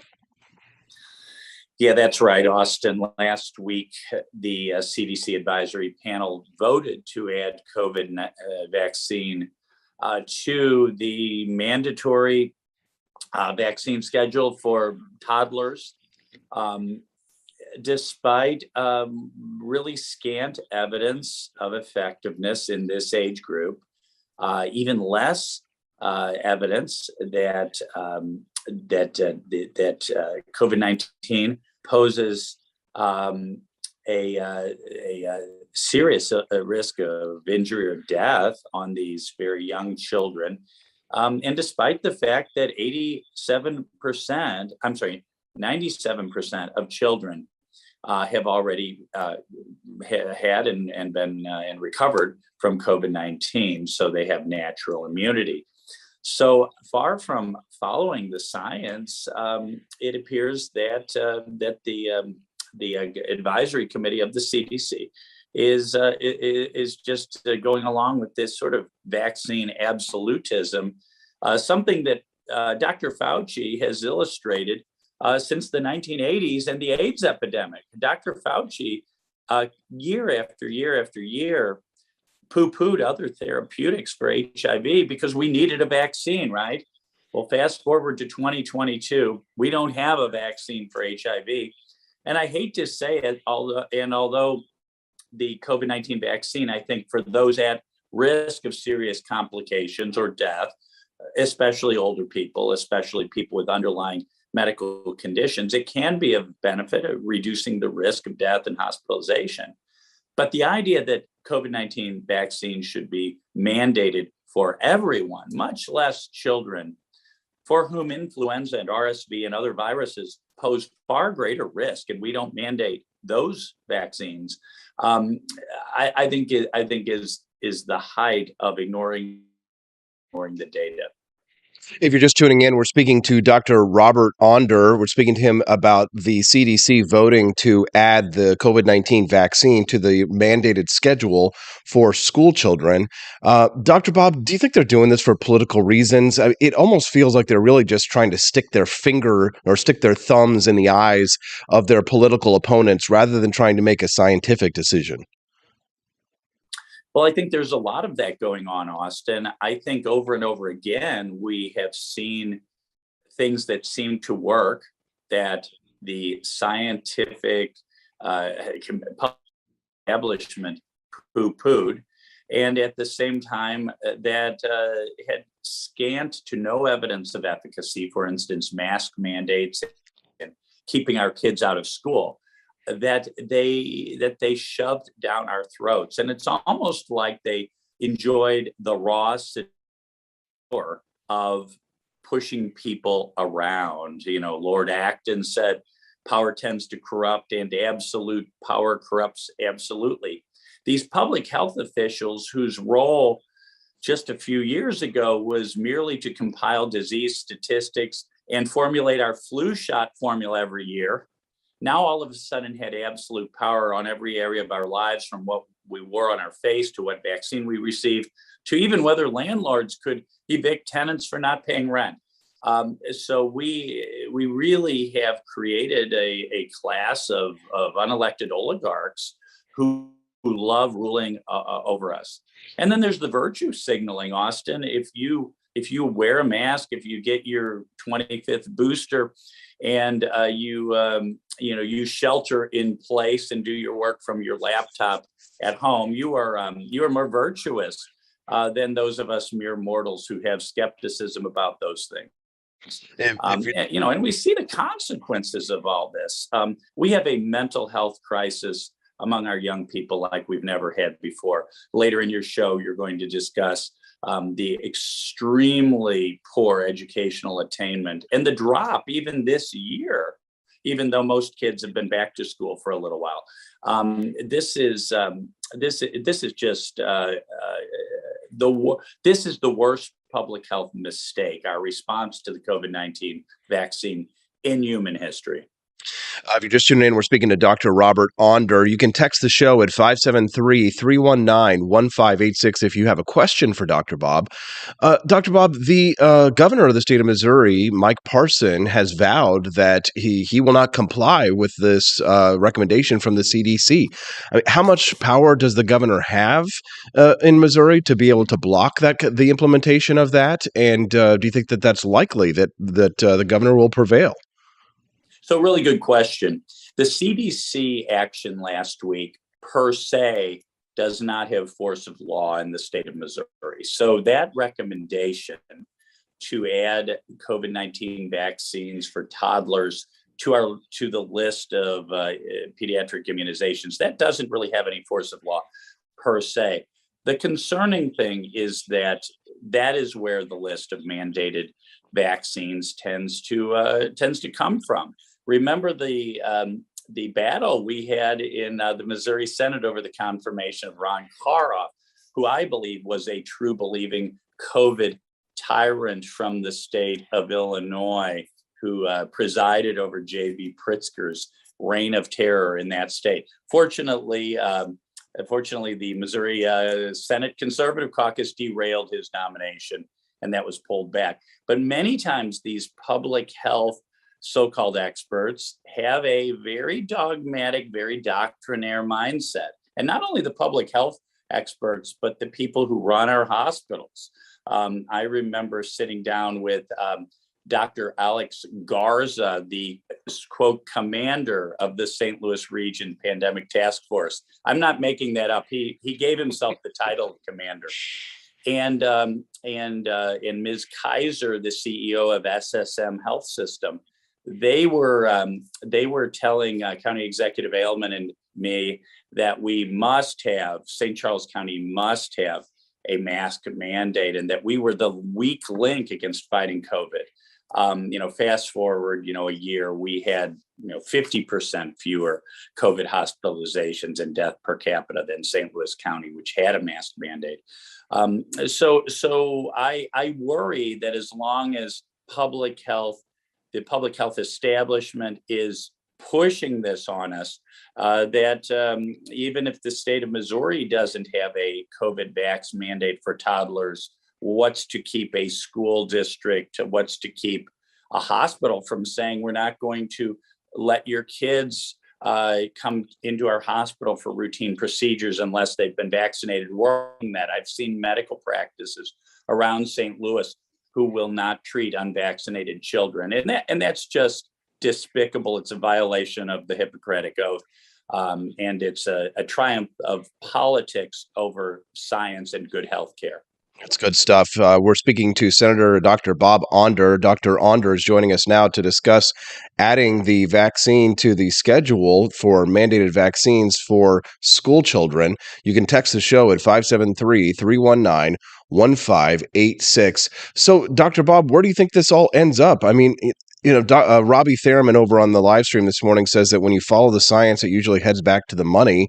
I mean, do you think that there is a pecuniary interest in a lot of this? Yeah, Austin. Remember when Senator Ron Paul questioned Fauci as to whether those on these vaccine advisory committees at the NIH, CDC, and so on, whether they were disclosing whether they had financial interests in the pharma companies that they were regulating. Fauci said quite arrogantly, we do not by law have to disclose those things, and therefore we're not going to. Now, if you asked me today, Dr. Bob, do you have any Moderna or Pfizer stock? I would say without hesitation, Austin, no, I don't. Maybe I have some mutual funds that have, 1.01% of their money in Pfizer or Moderna, but no, I don't have any pecuniary interest in any pharmaceutical companies. Why didn't Dr. Fauci say that? And why don't the others involved in this advisory process, why don't they why are they not saying? So I think it does come back to money, not to mention this phenomenon of, quote, regulatory capture. We know that the FDA commissioner or bureaucrat who gave Purdue Pharma permission to say OxyContin was less addictive than other opiates, he went on to go to Purdue Pharma and with a six-figure job. So some of this is corrupt to high heaven, and really the evidence of vaccine effectiveness and safety in toddlers is nearly non-existent. The couple of children, there were only 2 toddlers who were admitted to the hospital with COVID-19 in the clinical trials of the vaccine. And those kids both had other viruses as well as COVID-19. The evidence is almost non-existent for the safety and effectiveness of this drug in this very young pediatric population. Dr. Bob, one last question before I let you go.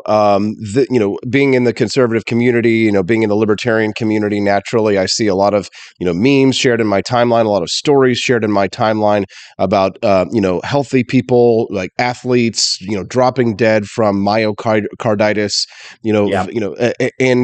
the illusion is, and they don't say it specifically, but, people who are friends in the community, are, pointing fingers at the vaccine for this. Do you think that that's directly attributable to these healthy people who are dying from myocarditis? I mean, or is it this situation where it's like correlation and causation? People are people making a fallacious, judgment here based on, well, because something happened before this must have caused it. You know what I mean? Yeah. Well, so Austin, as you know, there is an increased risk of myocarditis, especially in older boys and young men receiving the COVID-19 vaccine. That is well documented. Even Dr. Fauci would probably admit that. Last month, there were data, a very important study of military recruits who were, mandated to get the COVID-19 vaccine of myocarditis in those young men. And what myocarditis is inflammation of the heart muscle. Completely healthy heart muscle just doesn't go into an abnormal rhythm and kill people all on its own. So yes, myocarditis is going to tend to predispose to heart rhythms, including malignant, lethal heart rhythms. So it is true that correlation doesn't mean causation, and anecdote does not equal evidence. But it's very concerning. And if you are, let's say you are the parent of a 16-year-old boy, and you're saying, okay, there's this relatively small but unknown exactly risk of myocarditis versus an illness that my child has essentially zero risk of dying of, and my child had COVID and recovered 6 months ago, so he has natural immunity. Maybe I don't want to vaccinate my son. That would make sense. And we entrust parents with many, many things, almost everything regarding the raising and upbringing of their children. in this case should we make an exception? And the CDC and the FDA have not made a compelling case why, in that case, the vaccine should be mandated. Good stuff. Senator Dr. Robert Onder joining us. Thank you very much for your time, Dr. Bob. Really appreciate it. It's good to talk to you again. We'll definitely have to have you back on the show. Great talking to you anytime. Thanks Yep. for having me. Yep. Thank you very much. Did you like Dr. Bob? Send us a text 573-319-1586. That's 573-319-1586. I feel like I'm going to get in trouble for that interview. I don't know why, but I just feel like there's going to be like some kind of ban hammer that's going to come down somewhere. I don't know, Facebook, YouTube, or whatever. I'm not sure. I just feel like I'm going to get in trouble for that, even though that was the science. Well, there you go. All right. I enlisted as a medic to be there to help my patients, and after an injury, I found myself as a patient. I experienced post-traumatic seizures. Depression is a big one that comes along with it, PTSD. So I pursued my PhD in neuroscience and regenerative medicine. The coalition has helped fund my academic pursuits. They genuinely care about helping the vet in whatever way that they can. Through supporting the coalition, you're supporting some of the veterans that have the biggest needs. Visit saluteheroes.org to learn more.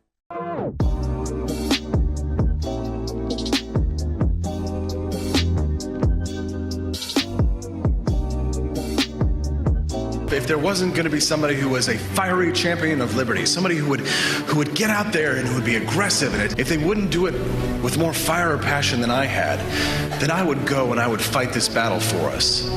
I've fought for the principles that we all share.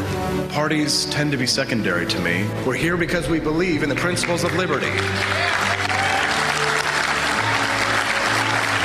I am not a perfect messenger, but I think I'm a damn good one. This is a replica of our first president's flintlock pistol. You have my full support, my respect, and my gun.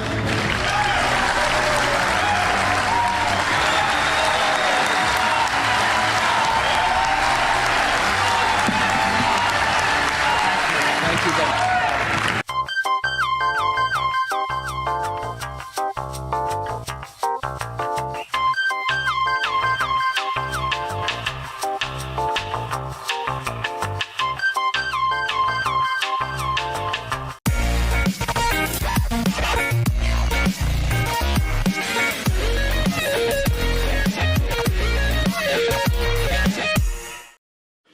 Had enough yet?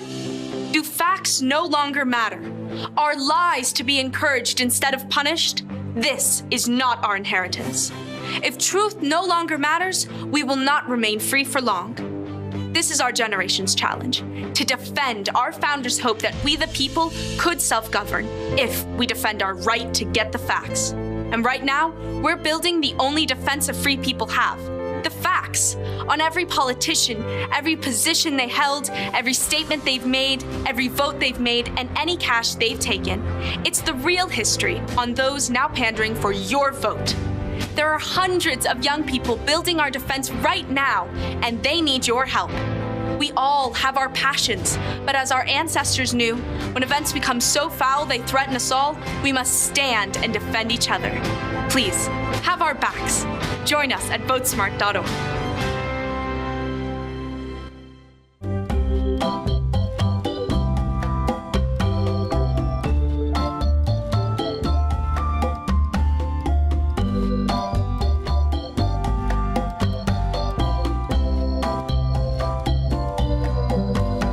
What would happen if I had to pick up the phone, call 911 for one of my family members or one of my neighbors? What would I do if no one was on the other end to respond? What if there was no 911? So you can be a part of the solution. Anybody can be a firefighter. Male, female, younger, older. We have school teachers. We have leaders in business. Is me, you, anyone that wants to be. There is no typical firefighter. Halloween is coming. The festival of Samhain approaches, and your lazy butt doesn't have a Halloween costume yet? How can you pledge allegiance to the Dark Lord this year and possibly offend everyone at the same time? Visit the AP for Liberty shop and get your shirt today. The 9 most terrifying words in the English language are, I'm from the government, and I'm here to help. So grab your government is scary tea and tell everyone at the party that you're here to help. Other great seasonal items are available as well, so don't miss out. Then visit AP for Liberty Shop today. That's apforlibertyshop.com.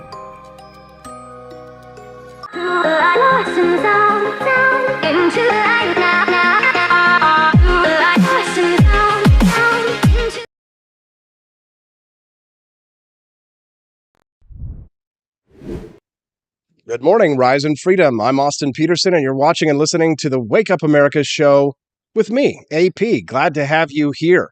Federal officials are trading stock in companies that their agencies oversee. Yeah, not just for Congress critters, insider trading. They're the government, and you're not. These hidden records show that thousands of senior executive branch employees owned shares of companies whose fates were directly affected by their employers' actions. This is according to a new investigation from the Wall Street Journal. Joining me now to discuss is a man who used to work in the executive branch. These days, he's got much more honest work.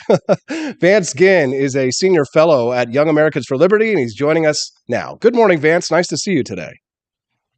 Hey, good morning, Austin. It's a pleasure to be with you and not up in the swamp in D.C. No kidding. No kidding. I'm glad to be back in Missouri after my trip there, Vance. But, as somebody who's got a lot of insider knowledge and, who had access, worked in Washington, D.C. for a time, you know how dirty and disgusting the swamp can be. So were you surprised when I sent you this article to find out that, executive branch, bureaucrats are able to, trade stock in companies that they directly oversee? I mean, if you or I did something like this in the private sector, they'd put us in handcuffs. Well, that's right, Austin. I was a bit surprised whenever you sent me this link. I haven't seen as much into this just yet. And I know, look, there's some laws against this already where you have insider trading laws and things of that nature. So, maybe it's within that. I'm not a lawyer, I'm an economist, but it does not look good when you see that these federal employees in different agencies. There was a great breakdown by the Wall Street Journal of which agencies have more stock in certain areas or industries. And it just doesn't look good. It looks a lot like collusion. And a big part of this really is how big the government has gotten. I mean, government shouldn't have this much influence on these types of markets to where it shouldn't matter. If we were within the constitutional roles of our government and our federal government here in the United States, it wouldn't matter as much. But unfortunately, we're not. I mean, we have a very large government, very large regulatory state, and these federal bureaucrats, whenever they're coming out and investing in certain areas, it might influence what type of regulations that they want to pass or they want to kill. And that's not the sort of situation that we should have in a more free market capitalism sort of economy. Yeah, no kidding. If you're just tuning into the show, we're speaking to Vance Ginn. He is the former senior economist in the White House under Donald Trump and a senior fellow at Young Americans for Liberty. Now, Vance, to me, insider trading in the private market, that's a victimless crime. That's my opinion. It's not a popular opinion, but it's my opinion. Hopefully some judge isn't going to fine me $2.7 trillion for having that opinion, but my opinion still stands. But it's completely different when someone who actually has power over a company, somebody who actually can, make a company decide to take a certain action or not to take a certain action, is able to make those kinds of trades. Do you think that, we could solve some of our economic problems by banning people who are in government from being able to trade stocks? Well, I don't know if it's banning would be the right way, just in having freedom of speech, freedom of ability to go out and invest in the market. But what I would say is whenever I was in the White House and in the federal branch and in these political appointees, like I was at the time as chief economist of the Office of Management and Budget, we had to file disclosures. Whenever I was hired, I had to file what I'm invested in and everything else. So they had accurate description of what's going on. And if you had any transactions, you also had to report those. So there's a lot of reporting that was happening during that period of time that I think should be looked at across all federal employees. I honestly don't think that they have to report nearly as much as I did, and maybe they should, or it should be in a broad basket, like a diversified portfolio or a mutual fund, something along those lines that's not picking in specific stocks and companies, because then that has a direct connection with any sort of regulations that they're putting out there. And really contributing to the profit and loss. That's what's great about the private sector, Austin, right? Is the profit and loss system, and it allows for there to be signals of where we should buy, where we should not, when we're looking at the stock market in general. And unfortunately, those profit and losses are going to be directly influenced by these government bureaucrats. And so there is something that's to be said about, whether it's banning or more information or something along those lines, because that does not look good. And I don't want government bureaucrats to be directing companies of what's happening overall in the private sector. I want the productive free market economy to be doing that overall. Just as a snarky little segue here, would you recommend that we trade stocks that Nancy Pelosi trades, follow her trades, and just buy whatever she buys or sell whatever she sells? Oh, man. If we knew that, it may not be a bad idea, especially with her husband, too, right? Her husband seems to be buying all these stocks. You're just tuning in. We're speaking to Vance Ginn. He is a senior fellow at Young Americans for Liberty. He's an economist. Vance, the state of the economy as it is, Biden's tapping the strategic petroleum reserves. He's trying to get gas prices down. But isn't that funny? Because for years, the Democrats' stated goal, open stated intention, has been that they wanted the gas prices to be high. You'd think that they'd be celebrating. Well, you would, but of course we have an election coming up. They've got to make sure that gas prices stay low, because I think you're exactly right. They've said that they want oil and gas prices, fossil fuels, to necessarily skyrocket. I mean, Obama said that back in the day. Biden has basically said that now. Many within the Democratic Party have said that they really want oil and gas prices to be higher because they want a higher price on the effect of climate change that's going throughout the economy, according to them. But now that oil and gas prices are high, they see what the effects are. People don't like it. It doesn't poll well. I mean, it's probably going to hurt them quite a bit in the election. I think they were going to get hit hard anyway because of the recession and other sort of economic effects that are going on today. And all these oil and gas prices that are higher just tend to exacerbate the problem. And the problem is government failure. It's too much government in these markets, and they don't really get that part. They're like, okay, let's use the SPR, the Strategic Petroleum Reserve, to flood a little bit more oil into the marketplace, which is really just a short-term fix, because all the long-term costs are coming from their direct policies of over-regulating ESG, environmental social governance sort of issues. Just the big government has its noose around the neck of the oil and gas sector, and now they're saying, okay, we're going to throw you all a bone and put a little bit more oil out in the economy and think that gas prices will come down, maybe for a short period of time, but they've got a long-term problem because of their economic policies that they put in place. Vance, my wife and I were celebrating our first anniversary yesterday, and we decided Congrats. Thank you. So we decided that, instead of going out to dinner, doing something like that, we were going to have like a little family night where we cooked together and we made one of our favorite dishes, butter chicken. So we went to Walmart to go get some spices here and there, and we didn't buy a whole lot. It was just like one little grocery bag full of spices, and it came out to like $75. Inflation rearing its ugly head. I mean, we bought some cinnamon sticks. I mean, this stuff was expensive, just for some little saffron, a little bit of cinnamon, some things here and there, so we could have a nice meal last night. Not even the chicken, not even the meat, right? Not even like like the cream or anything like that you'd use in the sauce. $75 like protein. You didn't get any protein. You didn't get any protein, right? For $75. Can this continue along? I mean, the Federal Reserve has got to be sweating right now, Vance. What do we do? I mean, you're right, Austin. This is hitting Americans right where it hurts, right at their pocketbook, right at their wallet, and in food. I mean, this is a necessity that we all have to have. And we're seeing the direct effects of their bad policies. A lot of times they can kind of cover up what they're doing, and they'll call it that inflation's only growing at 2%, which is what it's been over the last decade plus, by the way they measure it by CPI. And now I think we're influenced through a lot of other ways, and they distort the marketplace, okay? But now we're seeing the reality of the excessive spending by Congress, right? Running $1 trillion deficits year after year. And Biden recently had the audacity to be excited about a $1.4 trillion deficit in last fiscal year 2022. Just ridiculous that we think $1.4 trillion is a good thing. And then the Fed can come in and monetize a lot of that. And we've talked to some about that on this show. But we're seeing the direct effects of this now, of how it affects people. at their home, right, with their families. And this is just this is something that we can't continue to deal with. Unfortunately, I think we're going to see this for a longer period of time because the Fed has not drawn down their balance sheet. It's still $8.8 trillion, a massive amount of money that's on their balance sheet that they flooded through the economy. And food at home prices are up, at least the way they measure it by the Consumer Price Index, by 13% year over year. And then you're like, okay, well, I'll go out. I'll go eat somewhere. Well, that's still up another 8%, right? So no matter where you turn, your prices are going up much faster than average wages. And that's why, if you look at inflation adjusted wages of the last year, they're down over 3%, meaning that you can't buy, even with your wage gains, you can buy 3% less than you did last year. And if you didn't get that 5% wage increase of the last year, you're even further behind. So, this is affecting real families all across the United States. And it's something we've got to really stop as quickly as possible. I'm hopeful, Austin, that will happen after the election, that we have really free market, liberty-minded people will be elected and start to change the tune of what's happening come, in January.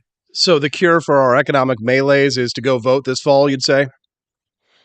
I think so. This is a pivotal moment. I know every election is the pivotal, though this is the biggest election ever. But I think there is something key here that we really are in a world of hurt, and this isn't going to get this. It's going to get worse before they get better. It gets better, right? Unfortunately, but it's something that we've got to start to turn the tide, because if we don't, we're going to be even more hurt. Look, also just real quick is that if you looked at the 1929 stock market crash, and you saw what happened in the next few years, if they had done a different set of policy prescriptions and not expanded the government like Hoover and then FDR did, we would have not had a Great Depression. We wouldn't. We would have had maybe a recession, a deep recession, but it would not have been a Great Depression. And what I'm concerned about now is that we're going to go in a direction of larger and larger government, which is going to put us in a depression. God, how depressing for a Monday morning. Yeah. Vance Ginn, Senior Fellow at Young Americans for Liberty. Appreciate you. Thank you so much for coming on the program today and offering us your insight. We'll see you again next week. All right, Austin. Thanks so much. Thank you very much. Good stuff. Do you like Vance Ginn? Send us a text, 573-319-1586. That's 573-319-1586. Coming up next, Elon Musk is going to buy Twitter. It's coming up, maybe in a couple days from now. And he says he might fire as much as 75%. Is it as much as or as many as? As many as 75%? I have no idea. It's Monday, and I'm going to go to a commercial break, drink some coffee. Maybe I'll come back and my brain will be working. We'll be back with more on the Wake Up America Show at wakeupAmericaShow.com. I listen as a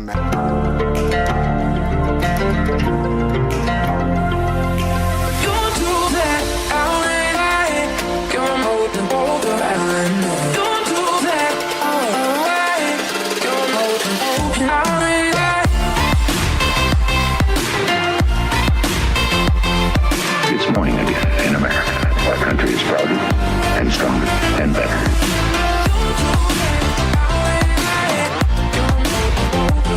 I like shooting things, but whenever I can't shoot something, I like to cut things. My life isn't all about shooting and stabbing and cutting, though. Sometimes I have to do actual work, but when I work, I still like to have fun.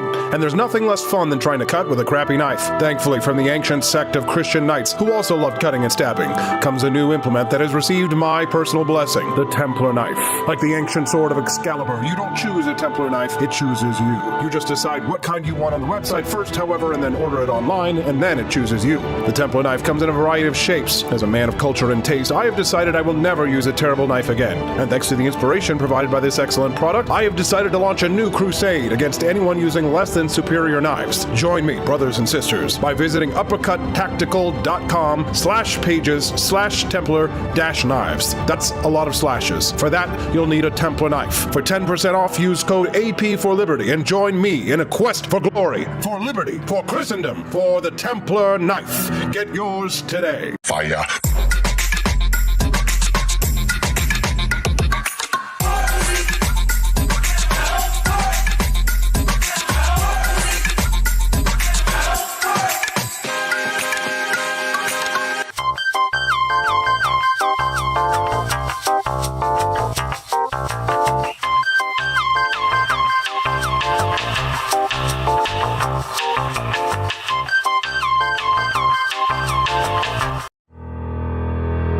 Your printing company stinks. They charge you too much money and they don't love America enough. We've got the solution. Patriot Printing USA. Whether you're running for office, saving souls, or just need business cards that will get you the new job you've been looking for, Patriot Printing USA has got you covered with the best prices around. Palm cards, brochures, bumper stickers, door hangers, you name it, we've got it. PatriotPrintingUSA.com. That's PatriotPrintingUSA.com.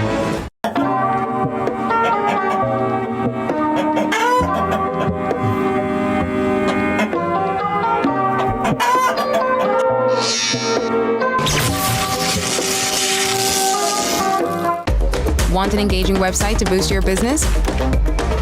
You're just a click away from 5-star Fiverr talent. Hundreds of freelancer skills like web design. Head to Fiverr.com today and get something started.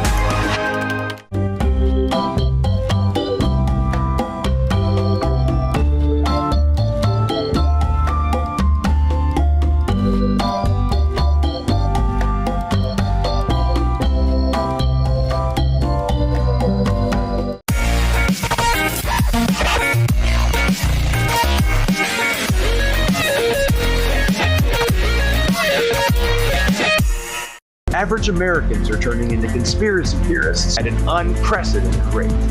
Flip City Magazine was created for new converts to aid in their in-depth research along the path of absolute truth. We offer the hardest-hitting news and opinion delivered uncensored in print directly to your door. Display proudly on your coffee table or hide discreetly under your mattress. Flip City is the magazine they don't want you to see, much less read. Subscribe to Flip City Magazine today at flipcitymag.com.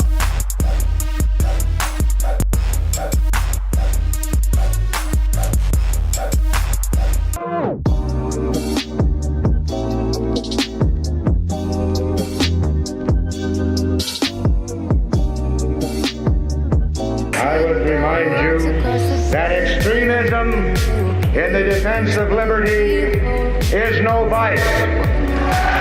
It is better to settle these matters in the courts than on the streets, and new laws are needed at every level. But law alone cannot make men see right.